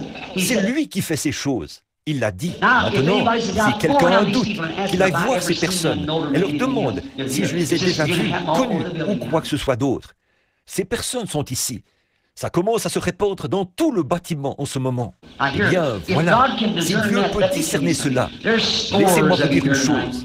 Ici ce soir, il y a bon nombre d'entre vous qui ont besoin du baptême du Saint-Esprit, d'avoir ce signe. Vous pensez l'avoir, mais vous ne l'avez pas. Ne prenez pas ce risque, mes amis. Croyez-moi. Vous croyez que je suis le prophète de Dieu. Oh, pardon, je ne voulais pas dire ça. Je ne prétends pas être un prophète. Le serviteur de Dieu. Si vous croyez que je suis le serviteur de Dieu, je vous le dis au nom du Seigneur. Pendant que nous courbons la tête un instant, voici le grand appel. Je veux que toute personne présente qui n'est pas chrétienne vienne ici un instant. Je vais prier pour vous et vous imposer les mains pendant que le Saint-Esprit est sur moi, pendant que l'onction se trouve ici. Le signe a été déployé, les preuves infaillibles. Restez bien tranquille, d'accord? Quittez vos sièges et avancez ici maintenant. Si la sœur qui est là, ou celui qui est le conducteur de chant, veut bien nous donner la note de musique maintenant. Voulez-vous vous avancer? Que toutes les personnes qui ne sont pas chrétiennes viennent se tenir ici, devant l'autel, pendant un instant. C'est bien. Que le Seigneur vous bénisse, mon frère. Que le Seigneur vous bénisse, ma sœur. Venez vous placer ici, autour de l'autel. Toutes les personnes viennent aux âmes opprimées par le péché maintenant. Il y a la miséricorde auprès du Seigneur. Maintenant, voulez-vous le faire? C'est ça. Avancez-vous. Venez vous placer ici pendant un instant. Vous qui êtes sans Christ, regardez, l'heure est tardive, mes amis. D'un instant à l'autre, l'ange de la mort pourrait séparer l'épouse de l'Église. Ne voulez-vous pas? Oh, âme opprimée par le péché, il y a la miséricorde auprès du Seigneur. Ne voulez-vous pas venir maintenant pendant qu'on chante? Il vous donnera certainement le repos. Pourquoi? En vous donnant le signe. Vous obtenez le repos, voyez-vous. Vous avez la marque d'identité. Le Seigneur a envoyé son message et l'a identifié par la colonne de feu. Juste lui faire confiance, juste. Chrétien, vous qui avez le signe, priez. Pécheurs, vous qui êtes sans Christ, voulez-vous venir pendant qu'il s'identifie clairement ici que mettons le signe? Le signe, il n'est pas mort, il est ressuscité des morts. Voulez-vous venir maintenant? Vous sauvera. Il vous sauve maintenant. Juste faire confiance. Juste lui faire confiance. Vous dites, frère Branham, je ne sais pas comment. Avancez-vous ici. Tout ce que vous avez à faire, c'est de vous lever. Écoutez le Saint-Esprit. C'est comme ça que ces choses fonctionnent. Écoutez-le. Il l'a promis. Tout comme il avait promis de faire ces choses dans les derniers jours. Il a aussi promis de sauver les perdus. Vous dites, eh bien, je suis membre de l'Église, frère Branham. Ce n'est pas ce que je vous demande. Ce que je vous demande en ce moment, c'est, êtes-vous sauvé? Êtes-vous chrétien? Si vous ne l'êtes pas, avancez-vous. Avancez-vous. Je vous le demande au nom de Christ. Venez, lui faire confiance. Juste, c'est ça. Avancez-vous juste ici. Avancez-vous autour de l'autel, mon frère. Il vous sauvera. Il vous sauvera. Il vous sauve maintenant. Que devez-vous faire? Juste lui faire confiance. Juste lui faire confiance. Juste lui faire confiance maintenant. Il vous sauvera. Il vous sauvera. Il vous sauve maintenant. C'est ça. Continuez à vous avancer, mes amis. Continuez à vous avancer. Que chaque chrétien prie en ce moment. Souvenez-vous que des gens pourraient venir. Que c'est peut-être la toute dernière occasion qu'il leur est donnée. Ça l'est peut-être. S'il peut discerner les pensées du cœur, il me dit ceci, et c'est vrai. Beaucoup ici. Ne laissez pas Satan vous tromper, ma sœur, mon frère. Ne le laissez pas le faire, je vous en prie. Recevez le signe de Dieu ce soir. Voulez-vous venir maintenant? Maintenant. Vous devez juste lui faire confiance. Juste lui faire confiance. Juste lui faire confiance maintenant. Il vous sauvera. Il vous sauvera. Il vous sauve maintenant. Ô Dieu, je te prie, au nom de Jésus, d'abaisser ton regard sur cet auditoire et de le passer au peigne fin. Je prie que le grand Saint-Esprit qui est présent en ce moment et qui montre que Jésus-Christ est le même hier, aujourd'hui, éternellement. Seigneur, là, Satan ne peut plus chercher à s'incruster. Tu es ici, en train de t'identifier. Tu te tiens ici, parmi nous, dans la chair humaine. Et tu t'identifies par le signe qui devait démontrer ton identité. Le signe doit identifier Jésus-Christ, sa résurrection. Il est ici, en ce moment, en train de l'identifier, en faisant les choses mêmes qu'il avait faites quand il était ici dans un corps physique. Ô Dieu notre Père, puissent les gens voir et se rendre compte que toutes ces écritures et toutes ces choses sont parfaitement accomplies. Que chaque âme vienne maintenant, Seigneur. Une fois de plus, Père, va parler au cœur, afin que je sois certain. Je te l'ai demandé, et je sais que tu le feras. Tu exauces toujours nos prières. Parle une fois de plus, Seigneur. Je suis sûr que certains ont senti qu'ils devaient s'avancer, mais ils ne l'ont pas fait. Accorde-le, Père. Fais qu'ils viennent maintenant. Je le demande au nom de Jésus. Pendant que nous avons la tête inclinée, levez-vous, d'accord? Et venez maintenant, tandis que nous chantons ce cantique encore une fois. Quittez vos places et avancez-vous. C'est ce que je sens dans mon cœur. Ça ne trompe jamais. Voyez? Juste lui faire confiance. Levez-vous, d'accord? Avancez ici et tenez-vous autour de l'autel. Ceci pourrait être la toute dernière occasion que vous aurez. Si vous avez eu dans votre esprit ce petit questionnement, ne prenez aucun risque. Ne prenez aucun risque, mon ami. Voyez, la pluie est venue. Les gens n'ont pas reconnu ce qu'il en était. L'onde de la mort a frappé. Les gens ne pensaient pas que c'était vrai. Moïse leur avait dit que cela arriverait. Il avait été clairement identifié par Dieu. Je dis, mais je suis presbytérien, je suis méthodiste, je suis baptiste.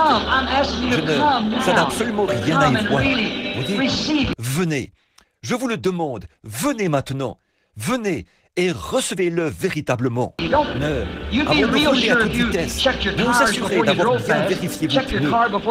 Avant d'aller en vacances, vous assurez d'avoir bien vérifié l'état de votre voiture. Ne voulez-vous pas recevoir en vous la marque d'identité de la résurrection?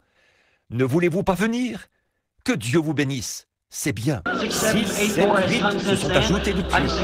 Ça me coûte d'arrêter ici. Voulez-vous venir? Que Dieu vous bénisse, jeune homme. Dieu vous bénisse, madame. Maintenant, il vous sauvera. Il vous sauvera. Que Dieu vous bénisse, jeune homme. Pour votre information, vous étiez l'un d'entre eux. C'est ça. Juste lui faire confiance. Maintenant, n'est-ce pas extraordinaire de les voir s'avancer? Lui, voyez, le Saint-Esprit ne se trompe jamais. Il a parfaitement raison.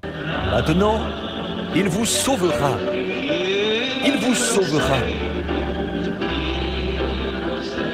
Il vous sauve maintenant. Êtes-vous vraiment sûr, là? Pendant que la musique continue à jouer, s'il vous plaît, tout doucement. Pouvez-vous lui faire confiance? Pouvez-vous simplement le prendre aux mains? Dites, Seigneur, j'ai toujours désiré avoir cette communion intime, cette réalité. Je désire vraiment cela, Seigneur. Mais je n'ai vu tellement d'imitations ridicules. Mais bien sûr, ça, c'est Satan. Il fait ça pour que vous fassiez fausse route. J'ai vu des gens qui prétendaient l'avoir. Ça, voyez, ça montre tout simplement que la chose véritable se trouve quelque part. Si vous trouvez un faux dollar, c'est simplement parce qu'il a été fabriqué par imitation du vrai dollar. Voyez? Ne voulez-vous pas venir?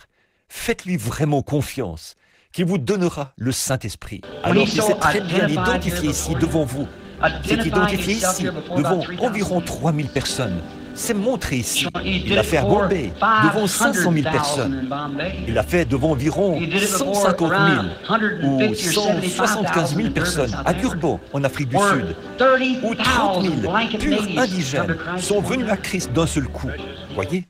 L'évangile en Amérique, c'est presque terminé, mes amis. Elle est presque arrivée à sa fin. Si vous croyez que je suis en contact avec Dieu, souvenez-vous-en, c'est vrai. Ne voulez-vous pas venir maintenant? Je vais demander à nos frères dans le ministère qui sont ici de bien vouloir descendre de l'estrade et se placer tout autour, ici, pour prier pour les gens.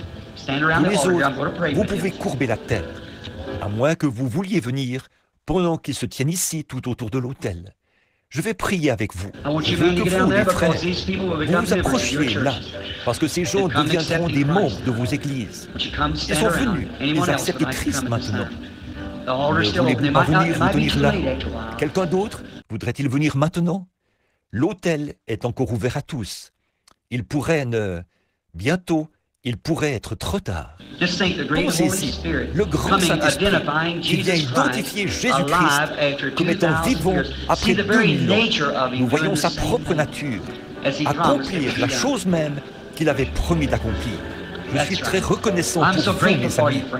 Vous êtes ces ouvriers de la 11e heure qui se tiennent là, qui entrent maintenant.